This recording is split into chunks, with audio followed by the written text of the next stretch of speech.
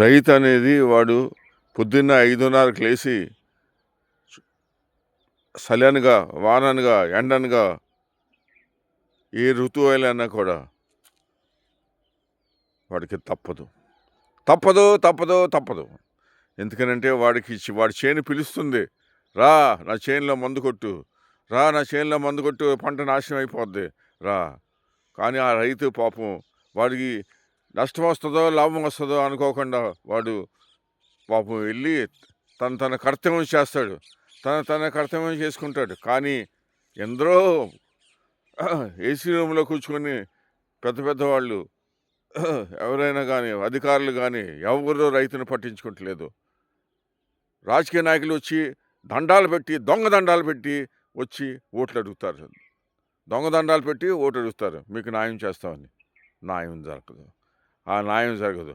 ఆ స్వయం ఆ విష్ణుమూర్తియే, సుబ్రహ్మణ్య స్వామియే ఈ రైతానికి న్యాయం చేయాలి. ఆ స్వయం విష్ణుమూర్తియే దేవలోకం నుంచి వచ్చి ఈ రైతుకి న్యాయం చేయాలి. అంతమించి నేను ఈ రాజకీయ నాయకుల మీద నేను ఆశిస్తలేదు, అధికారుల మీద ఆశిస్తలేదు. ఒకళ్ళు ఏమైనా వాళ్ళ గురించి ఏమైనా చెప్పదలసినా కూడా అది డస్ట్బిన్లో పడేస్తున్నారు వాళ్ళ కంప్లైంట్లు. ఇది చాలా ఘోరం. స్వతంత్రం వచ్చినా కూడా 70 సంవత్సరాలు అయినా కూడా రవి శాస్త్రి లాంటి వాళ్ళు, మన దేశ ప్రధానమంత్రి అయిన వాళ్ళు, जिस देश की धरती सोना उगले हीरे मोती, जिस देश की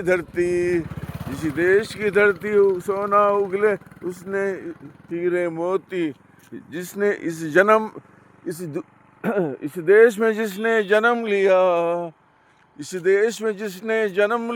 उसने पाया प्यार।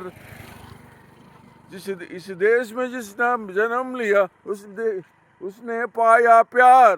यहाँ कोई नहीं।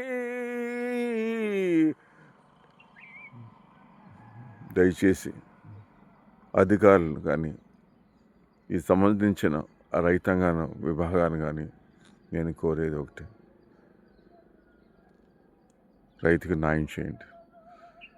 2 పూట్ల భోజనం తినిపోతే మీ ప్రోటీన్స్ కానీ, లేకపోతే కార్బోహైడ్రేట్స్ కానీ రైతన్నా లేకపోతే మీకు రావు. అది మాత్రం గుర్తుంచుకోండి దయచేసి. I don't want to take law in my own hands. సెలవు. మళ్ళీ ఇంకో వీడియోలో కలుద్దాం.